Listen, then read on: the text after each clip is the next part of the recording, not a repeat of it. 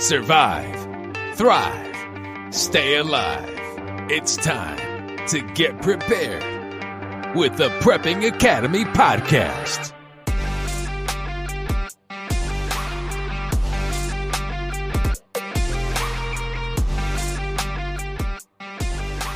All right, welcome to the Prepping Academy. I am Forrest. We have Uncle Buck in the house. Hello.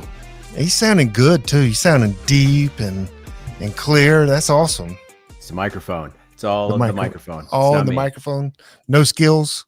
just the mic. Just the technology. Just the technology. Oh goodness. So, hey, before we get started, like, subscribe. Just tell everyone. I mean, just literally walk up to random people and tell them about our podcast. Yes, it's totally safe. Absolutely. So, how you doing? Man, I'm good. Had some technical issues, trying to jump onto this thing earlier, that link that said, the Nigerian prince was going to give me $10 million. I clicked on it. I don't know what the hell happened. Well, I just need your account information first. That's it. That's all. That's it. And then they'll wire it directly to my checking account. Like, man, he seemed like a believable guy online. Well, you have to pay the $500 fee first. That's right. Before you can send it. That's right. Yeah, good, man. I mean, lots of we had the weekend trip. So did some camping and stuff like that with some of the crew. So it was good. I mean, awesome. Put a lot of miles on the legs. It was good. Very nice. How about you, man? Man, it was kind of my wife and I, we go grocery shopping, on Saturday morning. That's our big thing. You got to have food. And then, it rained on Sunday, so I don't normally watch football. The only time I'll really watch professional football is when it gets to the playoffs. And I just don't like professional football. As I get older, the less I like sports, I guess. Except college football. You can't beat college football. Yeah, no, agreed. I mean, I got out of it too. I used to be big NBA guy. Like I loved NBA, loved it for like decades. And then I don't know. It just, when sports started getting too political, that's when I'm just like, I'm not paying attention to it anymore. I pay attention to it a lot less now. So we're big fans of curling. That's it. That's the sport, man. Curling and water polo. Curling and water polo. But yeah, I didn't go hiking like you and some others, but yeah, good weekend. It's gosh, I can't think of anything else I did. That's a bummer when your weekend. It was a relaxing weekend then. Yeah. You ever see what is it? Old School? You ever seen the movie Old School? Will Ferrell?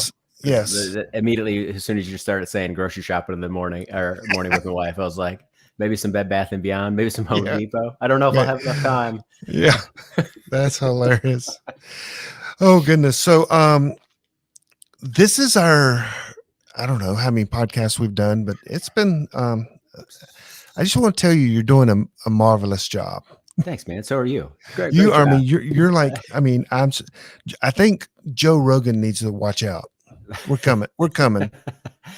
Definitely coming. 10 to 15 more years. 10 to 15 more years. We're going to get and there. About $40 million. Yeah. Because I got to get trained and, all this stuff. So, yep. So tonight is going to be kind of interesting. We actually have some live guests with us. They're in the green room, just fidgeting. One's cleaning up their house. The other one's just sitting there like she knows what she's doing. But, so Prepping Academy is going to launch another podcast of women. What do you think of that? I think it's awesome. I think it is too. I think it's great. It's stuff that, we do here at the house, taking them to, some of the prepper camps and taking my kids and wife to it. I mean, it's just, there's some confidence building that goes along with being self-reliant, particularly as, as a male or female, but particularly as a female. I mean, that's stuff that I want to instill in my kids as well. So I follow, I don't know, probably 25, 30 podcasts. And I was thinking the other day, why aren't any of these podcasts women based or, women produced, and they're not. There's only two podcasts I know that even has a woman on there. And one is Glenn Tate and Shelby, Prepping 2.0. And other than that, I can't. The Ever Changing Earth. Gosh, I forgot her name, but Chin is on that podcast. That's the only two. And so we think it's so important that women are heard and share and communicate. And we're gonna bring them on right now. They, everyone has these pseudonyms, these names except me. I wasn't smart enough to come up with a name like Batman or something like that. But we do have Preppy Squirrel and PrepperNetPatty in the house. Also known as Bigfoot. I have another nickname. I'm up to like 10 nicknames now, but yeah, that's all good. That is awesome. But both of these ladies are members of PrepperNet, and I've known them at least for a few years. And how it all started one night, I think I was talking to PrepperNetPatty and said, "Hey, you need to do a podcast." And of course, no. I mean, she said no for weeks. And then I said, "Well, you just need a co-host." She goes, "Well, I don't like to talk a lot." And I said, "Well, you need to get someone that can talk, someone that is good." And I think I came up with the idea of Preppy Squirrel, or was that you, Beth? I don't remember which of us did. Maybe it was a mutual thought. And so now we have Preppy Squirrel. We're going to put them two together. They're going to go like cats and dogs and see. No, I'm kidding. So introduce yourself. Tell us about yourself and, where you're from, all the awards you've won in your life, and where you expect to be when you get older. Is this a job interview? Because I thought I already had a job. Yeah. That volunteer job I've got. So go ahead, Patty. I've been with PrepperNet since maybe 2016, 2017, something like that. You started in 2014, right? Yes. Okay. With the Charlotte group, and met lots of great people through the monthly meetups. Been prepping and training and going to classes and doing all that stuff for years, and just being super involved with PrepperNet. And it's been an awesome journey. And I conned you to be the city leader, didn't I? So I'm trying to remember how that happened. I don't know either. COVID came, our city leaders kind of disappeared. Oh yeah. I started the Azteca group for eating dinner. Oh yeah. And then somebody in there, I don't know if it was you, said maybe we should start meetings. So I agreed to be the interim city leader. And after about a year and a half, I think I dropped the name, the interim part. But that's the way things. Yeah, this is year 3 of city leader. Yeah. Congratulations. Yeah. Thanks. And Preppy Squirrel. I think I was involved with PrepperNet the year before the first bug out camp. So whatever year that was, so it was still CPN. Okay. Yeah. That was 2015 or 16. Yeah. Okay. It's been that long. Wow. Well, I think I went to PrepperNet in 17. Okay. We've had 6 years of bug out. We're in bug out camp 6. Yeah. So 6 years. Yeah. So the first meeting that I went to was over in Saluda.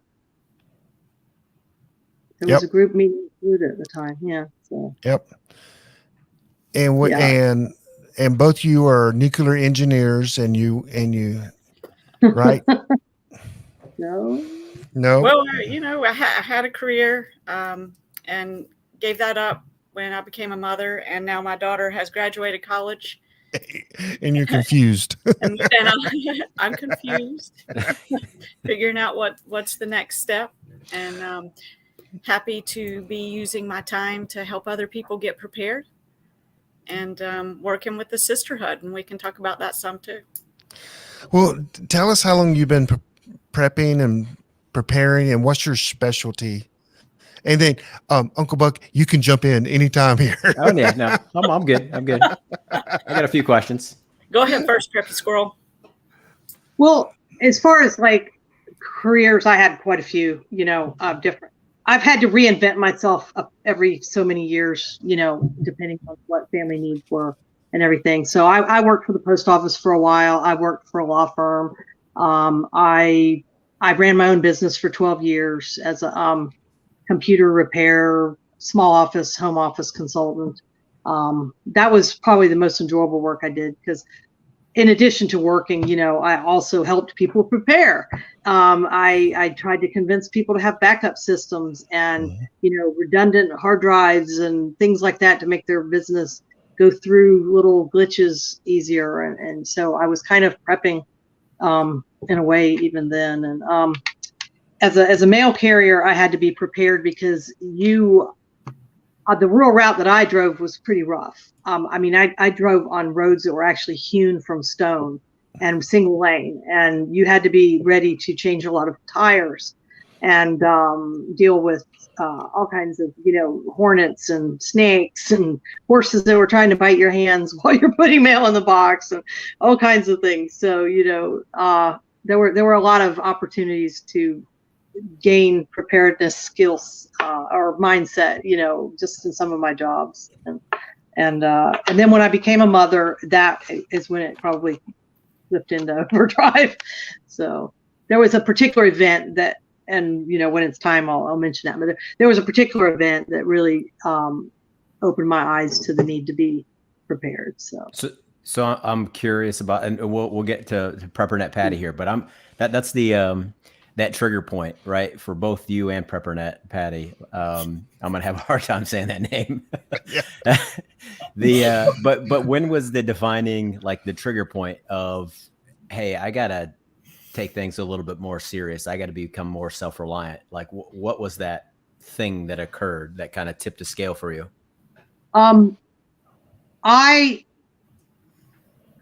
was living in an area in the Jacksonville, Florida area, in the general greater Jacksonville area. And there's several military bases there. At that time, there were 3 Navy bases and a Coast Guard station, 2 Coast Guard stations. So one little tiny one that most people don't know is there. But anyhow, it wasn't too long after 9/11. Actually, it was like, I'm going to ballpark here, 6 to 8 months later. I was driving into town. At that time, I was building up my business, and I was also doing anyway, I was working for other people, running their errands, basically. I had my daughter, and I was taking some paperwork into downtown Jacksonville, and I needed to buy gas. And I thought to myself, because I was experienced driving in Jacksonville traffic, so I've been a courier for many years for law firms and stuff. And so I thought to myself, oh, if I wait and get gas on the way home, I can get in and out of there before X and Y, Z intersection gets crowded and da-da-da. So I made that bad choice. And I went into Jacksonville, got the paperwork, and I, just as planned, I was getting out of there before the crowd, and it was going to work. But while I was standing in this one office, watching how great the time was going, the power went out. And the guy said, apologize, I'll have to mail this to you. And I said, okay, great. I got in my car and I headed back out of town, not thinking much of it because we're accustomed to Jacksonville Electric Authority going out. And I'm driving out of town and I come up over this one overpass, and I can see that the expressway up ahead is already backed up. And I'm like, well, this is majorly wrong. And I'm looking at my gas gauge, which is like breathing fumes. And I made 5 lane changes and got off onto US 1, which is going to take me into, secondary roads and neighborhoods and stuff like that. Well, I go to get gas and all the gas stations are without power. And there's already, and this is 4:45 on a Friday. So they picked a really good time to do this. And you'll understand that statement in a minute. So I pull it up, I see these gas stations, and I'm not the only one on fumes because there's already every parking space at every convenience store, every gas station has somebody in it. The entrances into the gas stations are overflowing with cars. People are parking on the grass. Everybody's just at a standstill, knowing they're going to have to buy their gas before they can go home from work on this Friday afternoon. And so I thought, okay, I need to do something different. So I turned around and went back to this one, like a small mobile home park that had RVers in it. And I drove back a couple of miles to there, and I started asking the RVers, does anybody got a tank of gas I can buy? And this one man had a couple of a few jerry cans or whatever they're called, the 5-gallon metal containers. And so I bought the contents of one of those from him out from under a big diesel bus. Why he had those under a diesel, I don't know, but okay, I was really happy. So I got my gas, and then I zigged and zagged and got myself home. But Jacksonville was without power for parts of it a couple of days, some outlying areas a week. And what had happened is 5 or 6 simultaneous accidents had occurred coincidentally that took out poles that had transformers on them.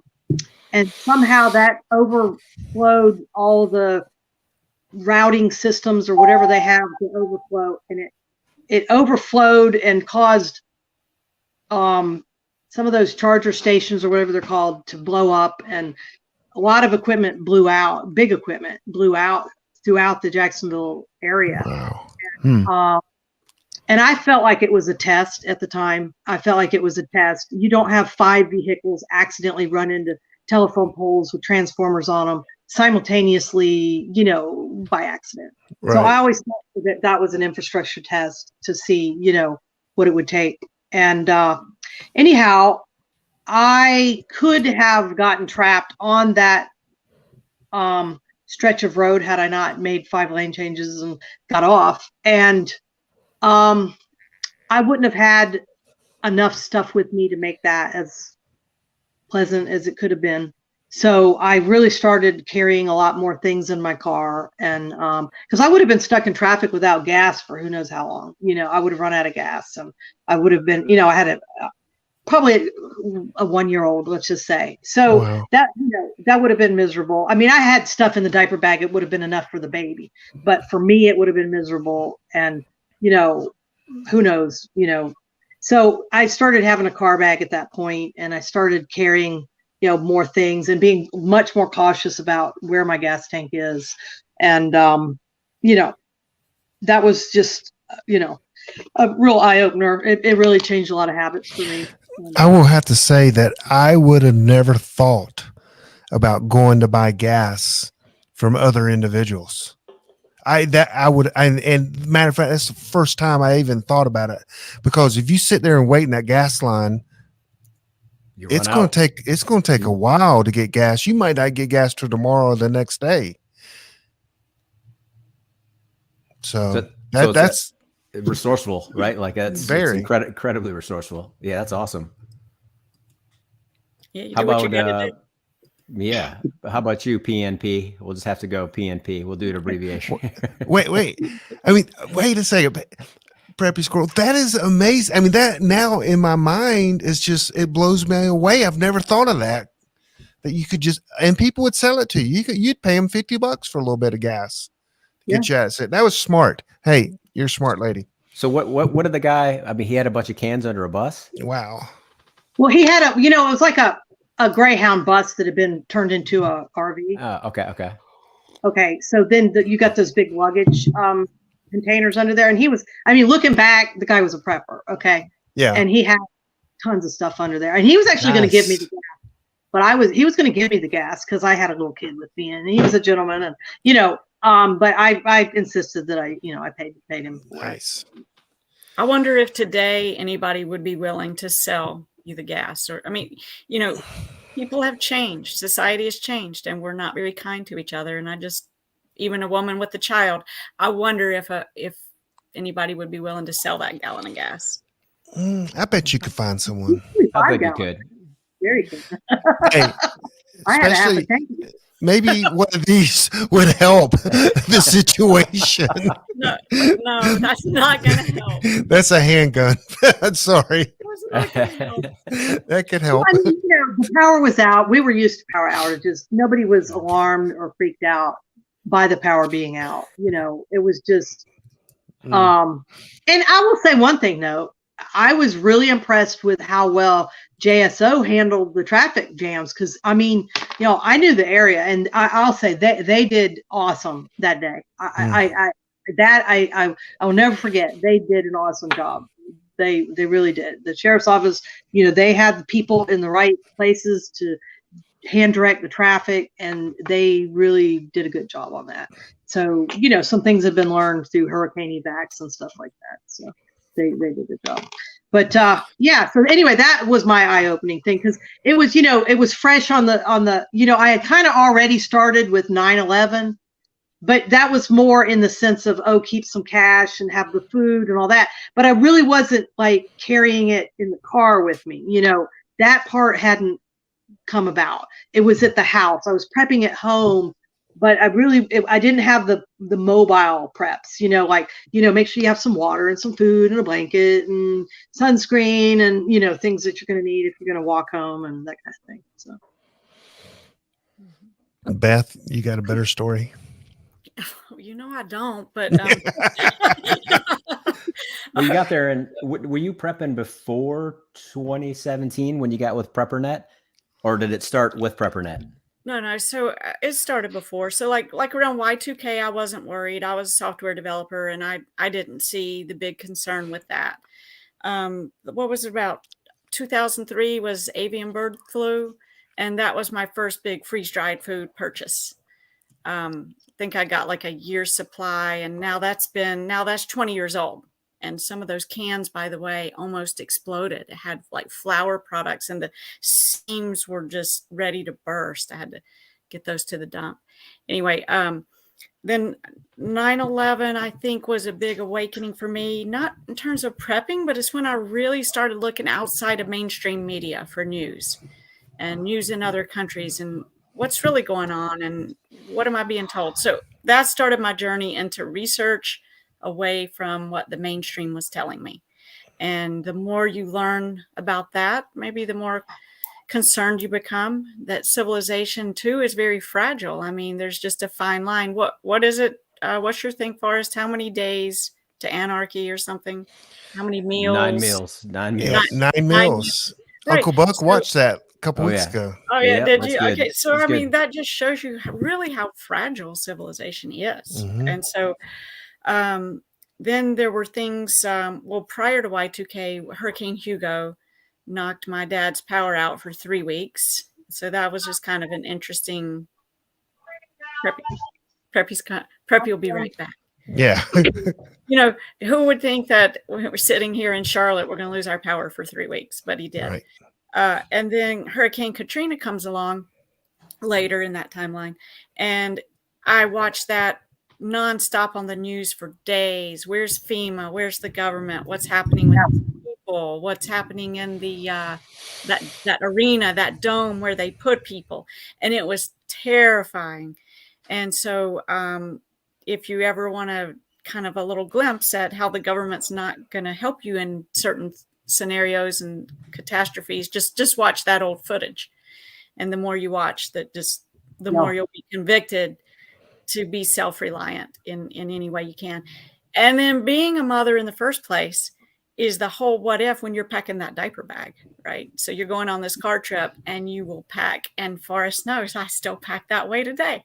You can't fit one more stick of gum in my So this weekend she was going to a hike, and it was like a bug out bag hike, and her entire car was full. And I didn't see the car. I just knew that it was full. And I'm like, all you need is like I think she said her bag was like 25 pounds, but yet her entire car was full of stuff. Gotta be ready. Gotta be ready. What if? It's the what if. So ever since, you're responsible for that little child and you don't know what you're going to need, the water and what if the car breaks down. I think being a mother to begin with starts you on that prepper journey. I totally see that. Yeah, totally see that. Like, I was thinking about that before we got on. Like, I was like, every soccer mom out there is a prepper, because they're always forward planning on what is going to happen. What if Timmy spills his stuff all over himself? What if he, gets an owie? What's his pants? Like, you're always forward planning in case something goes south, particularly when you're in that early stage of you gotta feed the kid, right? You always have to forward plan. So I think it's like instinctual. Right. Well, dads, we just think, what are we going to eat?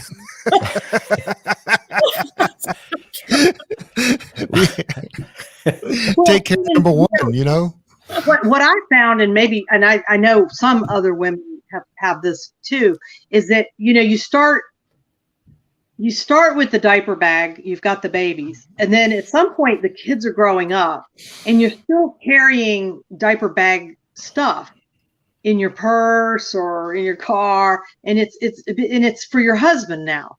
It's because the guys become dependent on us having my hands are yucky. Do you have some of those wipes? Or do you have a Band-Aid? Do you have an aspirin? Do you have my diaper's full. As we become preppers, we quit carrying a diaper bag for the kids and we start carrying one for our spouse. Have you seen the tactical? I think it's called like the tactical baby bag. Have you seen those? No. It's made for dads. It's like it's got mollies on it and the whole nine. I mean, it looks sweet. It's a good play to get guys into carrying all the stuff for the baby, because it looks pretty cool. I mean, you could probably put some other stuff in there. Green bag with little bunnies on it. You don't like that? No. Yeah. I carried it though. I carried it for a number of years. My wife still carries an extra pair of underwear for me everywhere we go. No, I'm kidding. You never know. Oh goodness! I still carry, that extra change of clothes in the car left over from the kid might throw up on you, and you might need a change of clothes. So we had a Honda Odyssey, and the Odyssey, had the video and all that, but underneath the right behind the driver and passenger, there was like this under the floor compartment, and you lift it up, and there was a lot of room in there. And every time I would just stuff that thing with things, prepping stuff, but had a bug out bag in there, had water, blankets, like the Mylar blankets or whatever they're called, space blankets. I had all that stuff, and knife. And after when we finally were selling that and getting a new vehicle, I'm pulling this stuff out, and some of that stuff was in there a long time, and everybody's looking at me going, what the heck do you have? Everyone kind of forgets it because the floor mats kind of, if you know what I'm talking about, it kind of covers it up. You don't even know it's there. And and then as I was bringing out, one of my kids would go, hey, I need that in my car. And I'm like, oh, here, you can take that in your car, just passing things out. But it was packed full. The sad thing is, well, I think my wife knew that it was there, but we never really had to use it. But it was just in case. Mm-hmm. So, that's my motto. I live by that, just in case. Or what if? But Beth, sorry, PrepperNetPatty, let me write that time down. Hang on, I'll write it down. 2837. I can delete that. I can delete it. So I don't know. So, but your trunk, your car. Yes. Let me just ask a question. Okay. Could you fit? Let me think of something. Another go bag in the trunk of your car right now. Well, look. No, you can't, because it's full. Because everywhere you go, you take about 300 pounds of equipment with you. But you know what? But I've got some empty go bags in there. Some of those Eddie Bauer fold up bags. Because if you can't fit anything else in the car, it doesn't matter. Hold on. Let me finish. It's for dead bodies, isn't it? No, it's not for dead bodies. So let's say you're in a situation and you needed to leave your car with as much gear as you needed, and depending on the situation, there's different gear that you need. And let's say I had somebody with me, or the next car down I was going to team up with. I've got empty bags. I can stuff the stuff in those bags, say, carry this, carry that. And all of a sudden we've got a team of people carrying some of that 300 pounds of stuff in my trunk. same thing. I bought mine at IKEA. They're these little duffel bags that are like made out of nylon with nylon straps, and they're tougher than they look. And I paid like $5 for them or $6. And I carried one all the way through Japan, through airports, everything. And I actually wore it as a backpack with the 2 hoop handles some of the time when I was going, because we bought too much stuff at the beginning of the trip and had to move it from, when we changed cities. And so I was in the airport or the train stations carrying this plus my little rolling suitcase, and, and it worked, it made it all the way on that trip. And I actually sent it home through the airport luggage system, and it didn't break open or anything. And, it did its job. It was that emergency overflow bag. And, those blue Mylar are not, I don't think they're Mylar, what are the IKEA bags? They're famous, and they've got the straps you can carry it on your back. No, this wasn't that.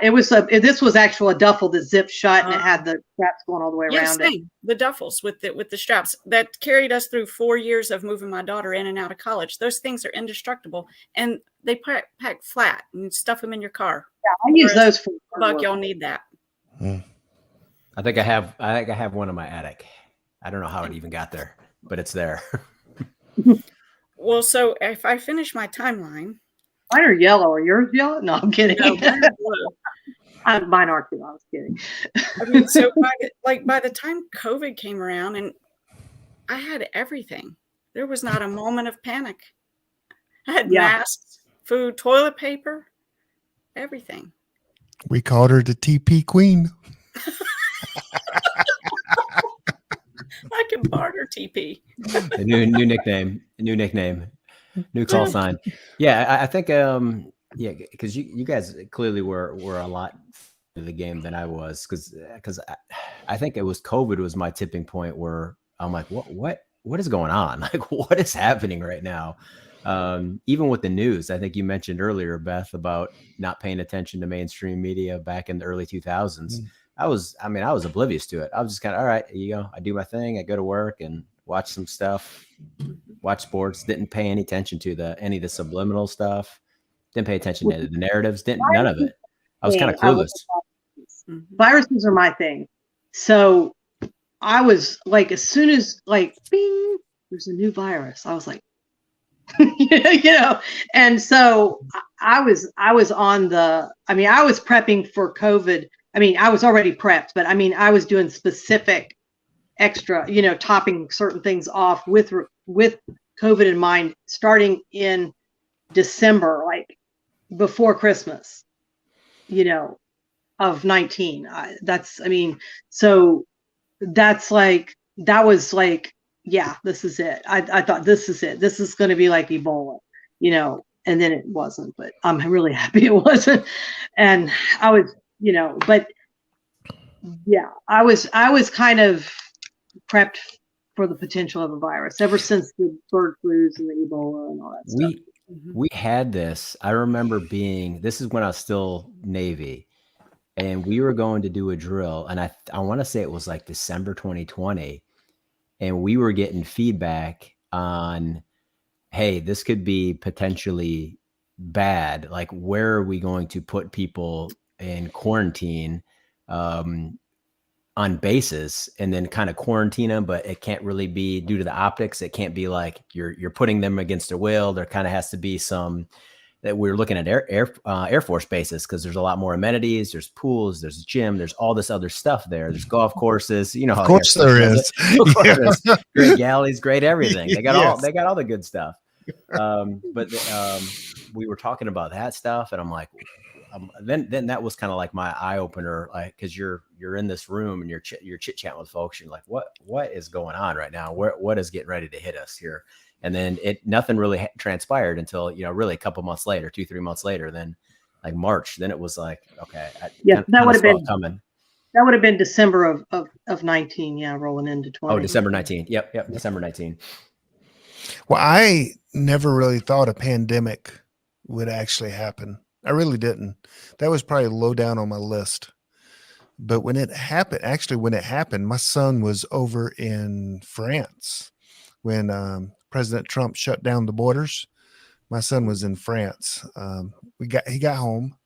We quarantined him. It was so weird because you read the stories, you study about pandemics, but I just never, I would think a financial collapse would happen before that, but we learned, we were prepared in all the other areas. And so we were good to go. I was texting all my friends and, hey, go to the grocery store, get all the food you can. And they're like, why? And then later they go, thanks, man. I appreciate it. I don't have to go out there, because you didn't know. I mean, if it was serious, it would have been crazy. But this one, I don't know. The pandemic. Oh, we can't say that, can we? Yeah, we can say Sure, pandemic. Say it. We can say it. So, PrepperNetPatty, will you finish with your timeline? Every time you say something, it keys us and we just go off and start talking. Well, I don't remember what my timeline was. Somewhere in there was Venezuela, and that was their collapse. I had already started prepping them, but that told me this is the reality that can hit. A very wealthy nation can find themselves everyday people eating out of garbage dumps.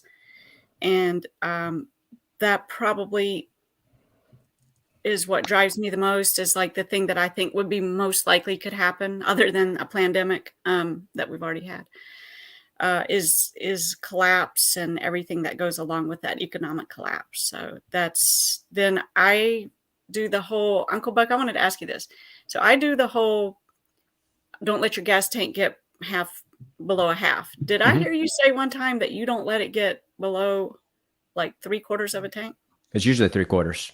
Yeah, I usually just go to 3/4. He drives every 8 miles. He stops and gets gas. I stop. Wow. I'm driving a tank.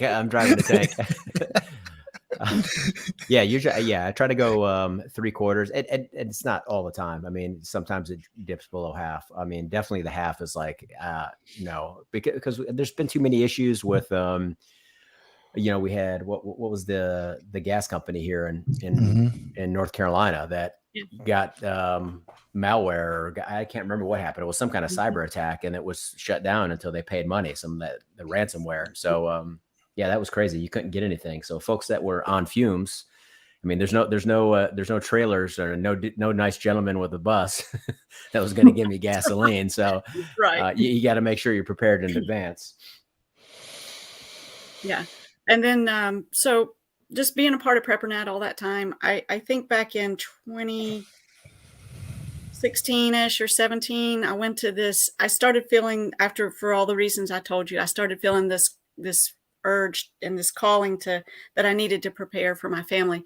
And I found this expo type place up in Concord and went to it. And there was this interesting man sitting at a PrepperNet table. It was Dave Wolf. Oh, yeah. Yeah. Poor Dave. He was an awesome. Yeah, he passed away.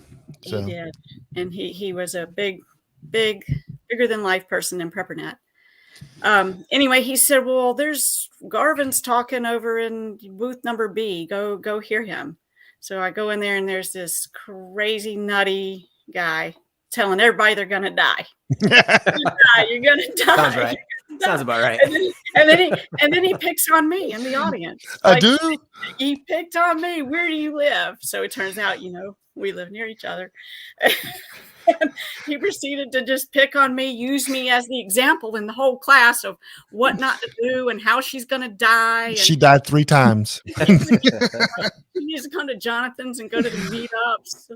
And that's it from there. So what was I was doing survival groups or something? I think you were doing, at the time I was so new, I didn't even know that phrase. So I think in hindsight, that's what you were talking about. You're just starstruck. I understand. Oh, yeah. That was a red flag right there. This man was picking on me in the audience. Do anybody see a pattern like 6-7 years later? Were you the only one in the audience? No. No. But Okay. Who walked by was Mother Goose, and she was decked out in those 511 pants. She had a ham radio strapped to her side, a gun, and she was just all that. Rootin' tootin'. You're like, there goes Mother Goose. Oh, I said that? Yes. Okay. You told everybody that she's more prepared than anybody you know. Wow. So what is it? We got talking. So we were on the camp trip this weekend, and Saturday night, we ended up getting into a conversation around the what if scenarios, right? So we're like, everybody, we're going to go around, like, what is your what if? Like, you're preparing for something, right? I mean, we're all preparing for stuff, a snowstorm, power outage, stuff like that. But like, what is like that big defining event that you think will occur? Like, what do you think is that next big domino to fall? I was just curious to hear a lot of people's response. But Preppy Squirrel, I don't know. Did you answer that question? I left ahead of that. I left ahead of that conversation. So I left about the time right after we had seen Bigfoot. Beth loves Bigfoot. Beth loves some Bigfoot. Forrest doesn't know yet that we saw Bigfoot, but that's okay. That's another. I'm sorry. Okay, so I left after we had seen Bigfoot, and then I needed to come on home, and so I was also thinking that we would see financial issues prior to a pandemic. I thought that was more likely than a pandemic, although pandemics were kind of like on my radar because I was like, cool, viruses, you know. But anyway, so. Cool. You know, I was a biology major. I was planning on playing with diseases, so or studying them and trying to work with diseases and stuff like that. But anyhow, life took another turn, and that's okay. But so economic collapse, and that's still, I think, high on my list because like for example, I saw 2008 happening like years in advance, and it was so obvious to me what was going on. I was delivering paperwork for all those bad transactions during the late 90s in the early 2000s, and I could see that these people, I saw where people had bought a home, foreclosed. I delivered their foreclosing paperwork or their legal stuff from one law firm, and then I'm seeing I'm delivering stuff to the same house where they're buying another house 2 years later, and I'm like, this doesn't make sense to me. So, that was just on the ground intel. That was human intelligence, that this isn't logical to me. This is going to all fall apart. This is a Ponzi scheme, or, it's just not stable. So I went ahead and took advantage of the high real estate market. And it was very beneficial to my family to make those changes, because we had changes on the horizon. I won't go into all that, but it had to do with my husband's health and everything. And so we capitalized on the difference from one real estate market to another. We left a very hot real estate market, came to one that was very depressed, and that worked out well for us. So anyhow, the same things that I was seeing then, a lot of those haven't been corrected. And I think we're now in like another circle of escalation that's going to cause another fall. And I'm very pessimistic about this country's economic future. So that's my number one area of concern. I could see that. And with that, there's other realms of prepping, that come under that, that'll be fall-on effects, Mm-hmm. What do you think is that the ultimate trigger, right? Because economic collapse, it's like it's so broad. I mean, sure. I'm thinking real estate bubble, inflation, a war. I mean, there's a bunch of things that can trigger it off. A lot of bubbles. We have so many simultaneous bubbles. Okay, and I think we have a lot of deflationary pressure or something, and we deserve a lot more inflation than we're seeing. Okay, Mm-hmm. And I think at some point those deflationary pressures are going to give way to inflation. And that would be a more pleasant version of what could happen. It's my understanding, I don't know a lot about economics actually, but it's my understanding that if the dollar is no longer used to trade fuel as the primary thing, that could have a great impact on the value of it. And I think I'm seeing countries around the world kind of aligning with each other to maybe quit using the dollar At least that's the rumors you hear on the news. I don't know if they're true. So with that in mind, I'm kind of wondering if, our dollar is going to be worth a whole lot less very quickly at some point. And so that's kind of where my brain is how can I make things easier for us if all of a sudden my buying power is cut in half? What can I do to, reduce the amount of cash that I need? Agreed. So there's the term, it's called BRICS: Brazil, Russia, India, China, and Saudi Arabia. Those countries are definitely trying to move away from the petrodollar, right? They want to move more to the yuan, right? It would probably be where they'd go. I mean, it could be something else, but they definitely don't want to be on the US dollar. So if that occurs, we just printed a truckload, and like by truckload, I mean like a lot of truckloads of dollars that are not going to have a home. Then you got these, I think I got somewhere up there, I got the Bank of Iraq with Saddam Hussein's picture on it. And I think it was like a $25,000 bill. I mean, you might be able to get like a couple pieces of rice with that. I mean, it's completely worthless now, but you can see how that devaluation of the currency can happen overnight. I have a stack of bills that I bought off of eBay as gag gifts one Christmas, and they're like $200 billion bills or something like that. They're Zimbabwe. There's a trillion. What is that? This is $1 billion. $1 billion. $1 billion. And I bought a stack of them off of eBay for like $7, and I gave them out as like gag gifts at Christmas. And also have this. That's a gold one, the gold dollar. Yeah. And I keep one around just to remind me, of how worthless money can be. Mm-hmm. And there's and my mindset is, lay up your treasures in heaven and that kind of thing. And that's part of my motivation for prepping as well is, if I have a big pantry full of stuff and then somebody that I know is without a job and, how am I going to feed my kids this week? It doesn't cost me anything to take care of that, that kind of thing. And right. so, that's part of it too, There's not just the big thing, it's the little prepping, and that's the thing is, for me as being a prepper, it's not just, cataclysmic world changing events. I also try to prep for, it's like, some single mom that I knew, okay, her husband wrecked her car before he left town, left her with 5 kids, and going and putting a new radiator in her car so it can work. That's part of why I prep, that kind of stuff. Beth, what's your answer to that? I mean, let me write that in. What's your answer to that? PrepperNetPatty. I'm going to edit that out. You were economics too, weren't you, Beth? Weren't you? So around the campfire that night.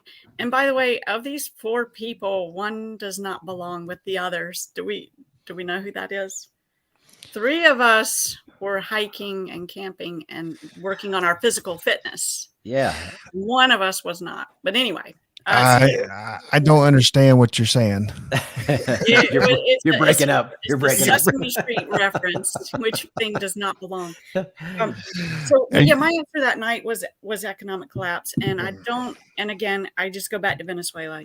Fraudulent elections followed by economic collapse, and I don't understand why we haven't already, and that COVID didn't bring us to our knees. That's just still blowing me away.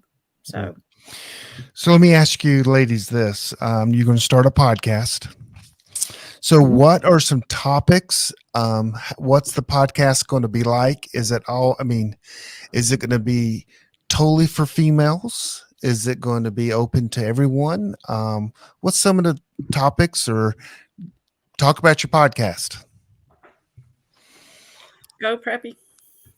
Well, I think we're going to bring some guests on and interview them, and with certain, we'll address different topics with different guests, obviously, but I think one of the things we'll focus on are some of the aspects of prepping that appeal more to women, or maybe we're better suited to think about. But I think we all still believe there's difference between men and women, on average, and I think women are, going to be more interested in some aspects of prepping that might not get as much airtime on, in a male, typically male interest area, so we'll be able to address some of those issues, those areas with some of guns, bazookas, hand grenades. I think Uncle Buck identifies as a female. This morning I did. I switched right before this call. Now I'm a frog. I identify as a frog now. Yeah, so but it's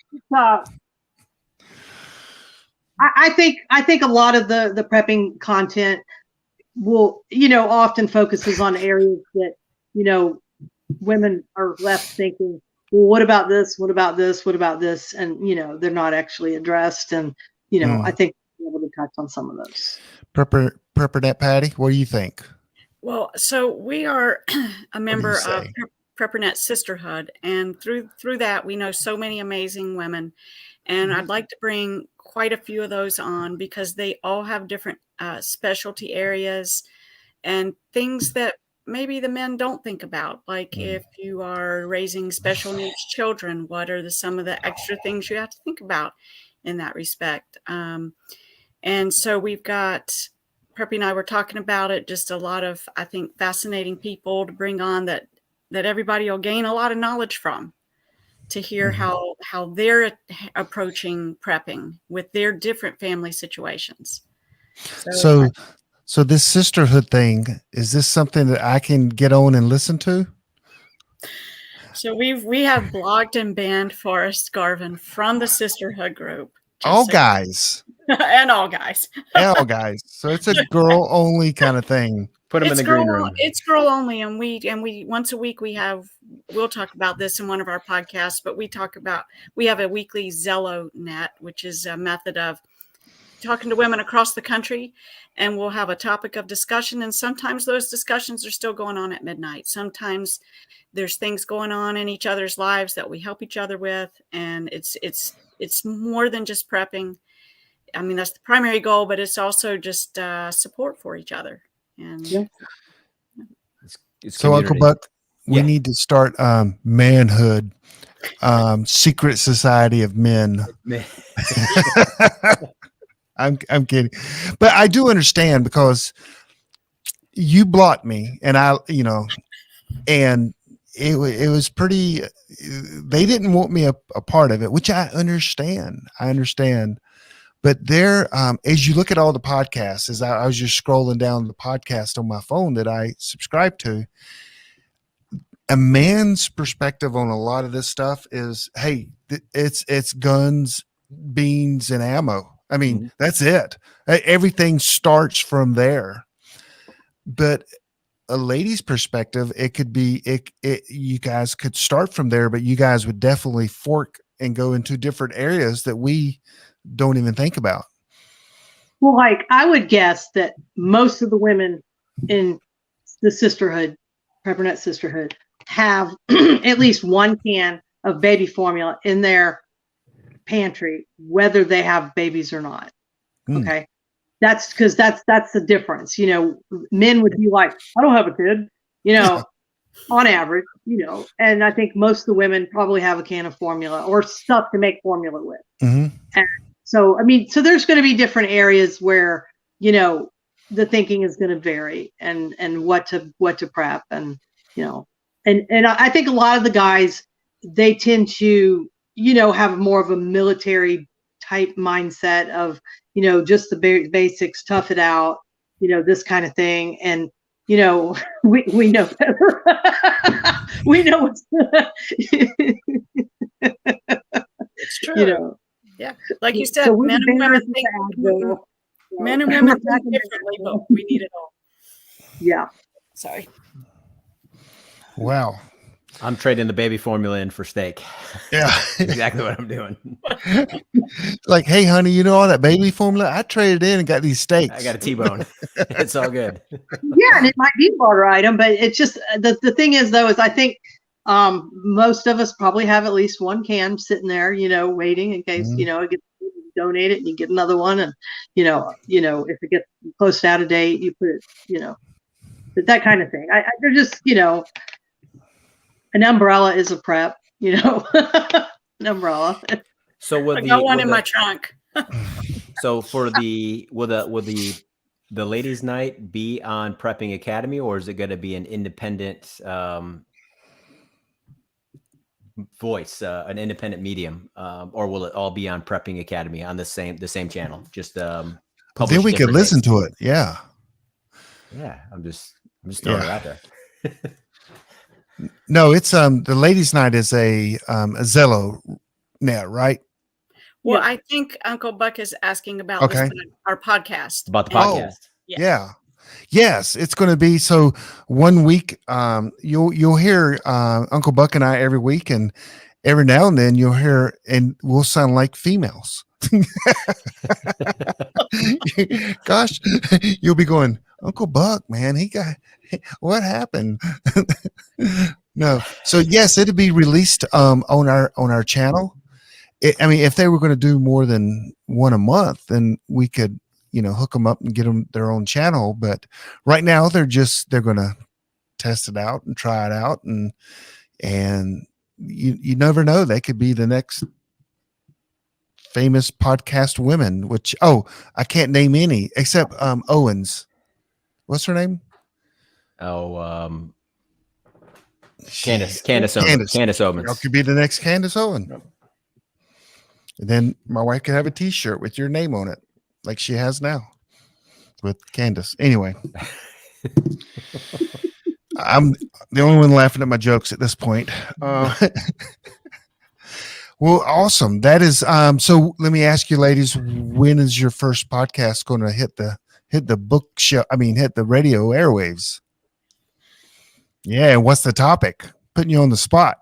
We're going to have to get some of the guests lined up, and then it'll kind of flow with that. What we plan to do is maybe try to, get that lined up, and then, then we'll okay. We'll try to record something in the next week or two, and then as often as you want to slide them into the Prepping Academy, you can. We'll stack some up for you. Okay, that sounds good. Well, Uncle Buck, you got anything else to? No, I think we're good. This is good. This is great. It was good getting to hear your stories and kind of your triggering moments to get you to start prepping and some of the different scenarios, and some creative stuff too. Preppy Squirrel, like super creative, getting gasoline from an RV place. That is brilliant. Yeah, that was cool. Yeah.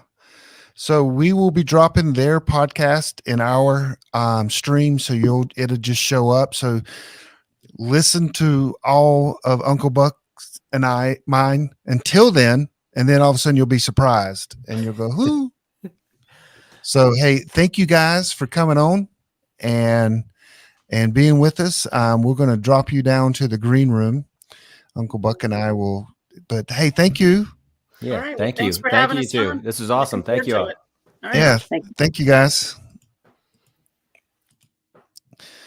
Wow, I'm looking forward to that. It's gonna be good. They blocked me out. Maybe they'll let me listen to their podcast at least. You got the Heisman Trophy stiff arm right away. Right. So, anything else going on we need to discuss before we close this out? It's getting it's getting late. Let's pray us out and okay. We'll get rolling, man. You wanna do it, or you want me to? I'll do it. All okay, right, man. All right. Hey, everybody, thanks for listening. This is the preppingacademy.com. Tell your friends and subscribe. Give us a 5-star, and let's go to the Lord in prayer. Gracious Lord, we just thank you for this evening, Lord. Lord, we just ask you to bless all that we're doing in your name, Lord. We're just spreading love and by sharing our knowledge. And Lord, we thank you for that. Thank you for all that you've given us, Lord. I pray for all the people listening, Lord, that that that they'll lift up their prayers to you, Lord, and rely and trust on you. In Jesus' name I pray. Amen. Amen. Well, everyone, you guys have a great week, and we'll see you next time. See you next time. Thanks for listening to the Prepping Academy podcast. Preppers Unite at www.preppingacademy.com.